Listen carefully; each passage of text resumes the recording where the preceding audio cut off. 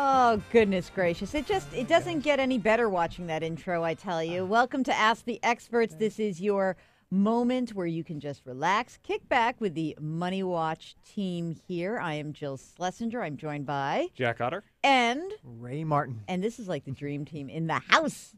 Ray. It's been a long time. Hey, it's been a while. Great to see you guys. Really good. Ray, it's like you come into the house and we finally get financial reform passed. It's like it is a miracle. So just in case you missed that, gang, we did have the vote today. Senate passed the bill. Goes to President Obama's desk, I guess, in the next couple of days. So 3 New England senators joining, all the Democrats but one, because, Russ Feingold just had to make a point, like, no, that's not good in the bill. So, Who were the two? I heard it was 38-60. It was 60-39. So it was Olympia Snow, Susan Collins, and your friend Scott Brown. And then Russ didn't Feingold, show up? Well, Robert Byrd. Oh, okay. He gets a pass. All right. He's left the building, actually. Okay, yeah. I don't know if true. you know that. Okay. That is true. If you've got did Scott keep his clothes on? Oh, man, who knows? Yes, okay. he did, thankfully. Thank goodness. If you've got a question, shoot us an email, asktheexperts@moneywatch.com, asktheexperts@moneywatch.com. You can go onto my Twitter feed, Jill on Money, and tweet me your question. We'll be happy to answer those. And one other bit of news that I just want to report before we get into all of our questions. We did have a little sticky foreclosure report today, Ray. Looks like the housing mess going to kind of continue for a while. And on track right now, foreclosures on track, 3.2 million would be a record. So what does that do to the housing market? Should people be freaked out? What do they do with that information, Ray? Well, are you surprised? No, I'm not. People that don't have jobs can't buy houses. I mean, it used to be you could, with the no doc loans. Yep. But so until you have real job recovery, you're not going to have real people aren't comfortable taking a long-term risk on a home if they don't know where they're going to be, and if they don't, and people with jobs, let's talk about the 90%, don't know if that job's going to stay where they are or they're going to be forced to move. And then with people underwater and so on, the transactions are frozen. I mean, I heard mortgage applications also hit an all-time low, or 14-year low rather, recently. So, it's just going to make it a more continued tough slog. But what's the median home price in the U.S. right now? A little over 200. Couple hundred something. No, I think I read like 179. I'm going to look this up. Look it up and see if I got that right. Fact check me on that, though.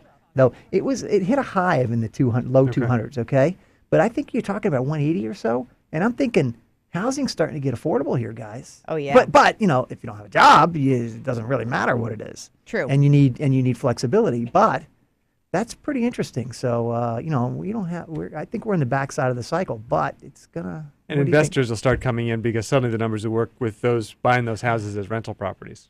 Yeah, I think you're right, but I'm just not comfortable with a housing market driven by investors. I mean, you're just buying too many things you don't need. You need household formation. You need real household formation. Marriages, children, or divorces create household formation. Whoa, Ray in the new planning mode. Divorce, good for the economy. Well, that's good for housing. I mean, right? Right. That is true. It's bad for the household, but good for housing. Very bad. I of course have it broken down here. The Northeast, 240,000. Midwest, 150,000. South 159. So Ray, I think you're about right. And the West 221. So high 180ish. Yeah, 180. Just 1 in 78 American homes received a foreclosure related warning in the first half of the year. That's kind of a startling number, isn't it? So, if you can afford it and you have a job and you have some stability and you've talked to the Ray Martin in your life, a good financial planner, then you know what? It is a great time to buy a house. Mortgage rates at 4.57% for a 30-year fix for anyone with good credit. Not a bad time to do it, That's actually the best point out there that you make. When you buy a house, you live with the price you pay twice. When you buy it, and then you kind of revisit that number when you sell it. But you live with your monthly payment 12 times a year. And right now, with low mortgage rates, that monthly payment is going to be squeezed down to the minimum. Yeah, it's so that's great. the one you got to live with, is the monthly. Now, meanwhile, we got a whole bunch of questions here, so I'm going to get right into it. So Mike writes with this question. He says, I receive emails, mail, phone offers to reduce my unsecured credit card debt by half with 0% nearly every day. Who says there's no credit? He's getting these offers every day. And this guy's got $35,000 in debt. That's crazy. Anyway, what he wants to know is how he can are these companies reputable? Does it matter? Should he do it? What else should he be doing to eradicate himself from this debt, Ray? What's the deal with these unsecured credit card debt offers? Take them or not? I'll tell him what he should not be doing, and that is should not be working with a debt settlement firm. I blogged on this last week, so go to our site at MoneyWatch.com. Look up the Ray Martin blog, What Works. These debt settlement companies out here, what they do is they offer to enroll you into their program. They tell you to stop making credit card payments altogether, to stiff arm your unsecured credit card companies, debt, and then make a deposit into their own account. And then they hold that deposit money, and when it builds up over 12 or 18 months, then they'll call your credit card companies up and say, okay, he's ready to give you half because he's saved up half of it. So, and then they take a fee every month from your savings while you're doing this. And it's the worst thing you could do. I mean, you could do this. You could work directly with your credit card companies on some payment plan yourself. And some of these debt settlement firms the fees are extraordinary. I mean, they can be a third of what they're telling you to save up here. And it's just Shylock stuff. I mean, they've exploded with this credit crisis that we've had from a couple dozen firms 10 years ago to 2,000 firms today. Stay away from these debt settlement firms, guys. Not a good thing. And it's crucial to point out that what they're telling you to do, you said stiff arm. I mean, you are violating your agreement with the credit card company for 12 to 18 months. Well, the credit card company's not sitting around waiting for your debt company to make the deal with them. They're going after you. They're destroying your credit rating. They might be suing you. Bingo. You nailed it, Jack. That's exactly what goes wrong here, that these debt settlement firms won't tell you when they try to enroll you. And, I think that it's also important then when he says, what else can I do to get rid of my debt? This is not an easy answer. It's like, what should I do to lose weight? I'm sorry. It's a bummer.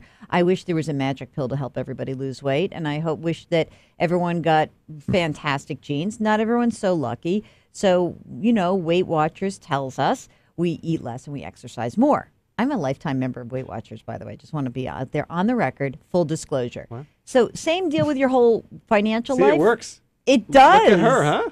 Hey, you can never be too thin and never have too much money, right? Well, yes, although... that too thin thing, not so great. But anyway, Wow. But that said, Too you know rich? what? Yeah. Or as my mother likes to say, rich or poor, I'd rather have money. So the reality is that when you are in debt, it goes back to the old tried and true process. You got to find where you're spending your money, comb through your expenses, figure out the amount of money, and whack that credit down as quickly as you possibly can. Go after the highest interest rate stuff first, whittle it down, work hard. There's nothing else. It's not like there's no magic pill. Yeah, and the people that feel that they can't do that, and there's just no way they're going to be paying 35 years or 40 years to pay off this credit card debt. Then I think your action of last resort is bankruptcy. Right. And the reason we have bankruptcy in our legal code is just for that situation where it's absolutely unreasonable that you're going to be able to pay off ever. And folks who go through that have to go through a significant amount of personal financial education and cash flow education and affordability and expenses and all the things that you're supposed to know that got you into that problem, that you didn't know that got you into that problem in the first place.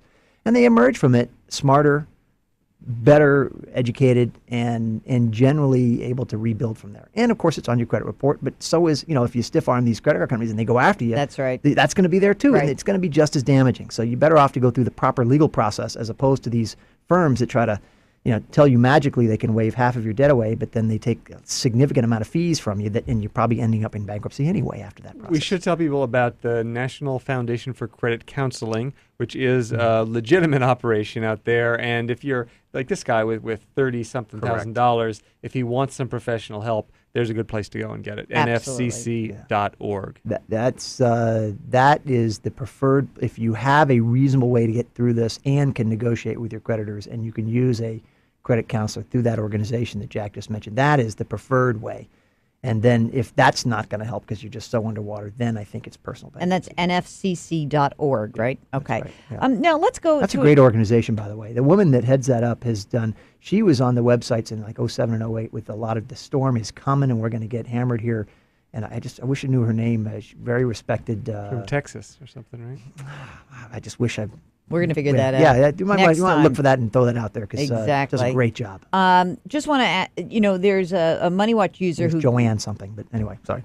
Joanne from Texas, if you're there. She's got high hair, I don't know. That's who you are, yeah. Okay. A guy wrote in that said he tried to start a business. It went bust. He lost a lot of money, lost his credit rating. So this gets back to that question, Ray, that you just pointed out, which is, if that's your last resort, you've gone bankrupt, how do people get themselves back on track once that declarative step, that bankruptcy, like something bad happens? What do you suggest? Give our users something to kind of cling to here. Well, hopefully he's completed an education course on cash flow, expenses, debt, credit management, okay?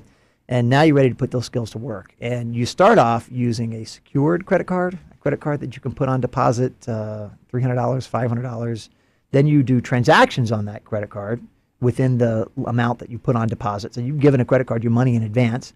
You charge gas, small amounts of food, whatever you need and affordably need, okay? And then you pay it off. And you start building a history of C's. This is where the grade C is a good thing. It's actually when your payments are on time on your credit report, okay? And on that account, it shows that you now have an account that's current. That's what the C stands for every month. And you have 12 C's in a row. That's 12 months current. So you get a current payment history going on your credit report. And then you make sure you get that paid off. And then you'll get credit offers, believe it or not, in the mail. And you only get the credit that you reasonably need or need to have as a backup, and you use it responsibly and pay it off before you have interest or fees, and then you show that you're worthy of credit because you take it seriously and are a good credit citizen. That's the starting process. I just want to point out, Roland, if you wouldn't mind putting this up on the screen, this is the National Foundation for Credit Counseling website. It is nfcc.org, and there are some tools on here. And as Ray says, education is kind of a big missing piece for a lot of people. They got themselves into trouble. They just didn't really understand this. We'll pound the table and say we think that this should be taught in the school systems. This is something that we all sort of vehemently believe in, but it ain't there yet. So you got to take it on yourself, and that's the issue. All right, here's a retirement planning question from James. He writes, I'm not at retirement age yet, but am over 50. I was wondering the following. What are my options under retirement as for leaving my money in a company 401k plan and receiving a monthly income? What would happen to the money in the case of myself and my spouse's debt? Jack, you wanna nibble? In terms of our debt or death? Death. Did I say debt? You said debt, yes. Okay. I got debt on the brain. Death. Okay, let me try that again. What would happen if they die? So there we go. That's much easier. Starting out with just leaving it there, it's not a terrible option, but it's not my favorite one. Obviously, your company's obligated to hold on to it. But you're no longer part of the company. They no longer really have that obligation for you. Plus, 401ks are great vehicles for putting money in, but not as great for taking it out. So I would be tempted to pull it out, and ideally, you've got enough money and wherewithal to work with a planner and figure out a budget to last you into your 90s, maybe to 95. And maybe you'll decide part of that is an immediate annuity. Maybe it's an inflation-indexed immediate annuity. Some people love those. Other people can't stand them. Learn about them. I'm kind of a fan, but I hear the other side. And you have to, if you have a fair amount of money, you're going to want to keep individual annuities at $100,000 or less because that tends to be the maximum that your state will insure. So there's a lot of planning that's going to have to go on for taking that money out. And probably a 401k is not the best place to leave it for that process. And Ray, if someone dies, it passes to the beneficiary. You choose that beneficiary, and anything more than that on the death not debt question. Yeah, that's right. If you've named a beneficiary on the account, that's how that account will be paid. And if you haven't, it'll be paid to your estate or via the dispositive process of your will or living trust, whatever you have. But I do want to backpedal on the income payout side. for certain employees that work at large companies, we're talking like Boeing that has 200,000 employees, participants in their plan, $30 billion in assets in their 401k plan.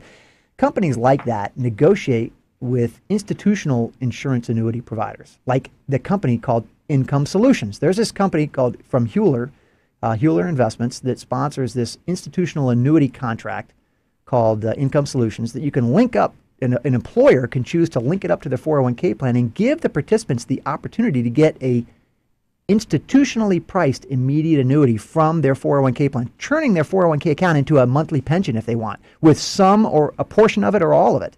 And institutionally priced means that they get a great deal. They're not buying this from a retail broker, so they get a little better interest rate and they get a little more monthly income from it. So if you work for a very large mega company, get some quotes on the institutional annuity. And if you roll out of that 401k, you'll never have the chance to buy that in retirement. So if your plan does offer that feature, you might want to find out. Most mid-size and small companies don't offer that. Okay, but this is a trend. And so it's going to be happening more and more. So it's worth looking into. I think it will. I think, Jack, you make a great point. Employers are going to be looking to add those Well, it's features, not just employers. big employers, to make their plan more valuable because their employees are getting older, and some of those employees work in HR, and they're in charge on the benefits committee, and they want those features for themselves because they're seeing it. And gentlemen, if I may interrupt, Right. talking about leaving, Ray has to catch a plane. That's true. So, we got to let him train, trains, planes, automobiles. Ray Martin, thank you so much for joining You're us on welcome. Ask the Experts. If you've Great to got be a here. question for Ask the Experts during the week, send us an email, asktheexperts@moneywatch.com. Hop onto our Twitter feed. You can go onto my Twitter feed, to Jill on Money. Don't you love that? Jill on Money? It's great. Kind of cool. What do you got, Jackson? What do I got to plug for you? Jill It's on fancy. Money. At Jack Otter. At Jack Otter. That's me. J-O. It was a that's great, nice. great one. We got to get Ray back because every time he comes, legislation, amazing legislation passes. It's like the whole Ray Martin effect. So if Ray comes back, we may actually fix Social Security. It could happen. Fannie and Freddie are next, actually. Exactly. Yeah, Fannie and Freddie so- next. So we'll get to that. Ray, thank you. it'll be Jack, about 10 thank years. you. Users, thank you. Tune in next week for the next episode of Ask the Experts. We'll catch you next time. Take care.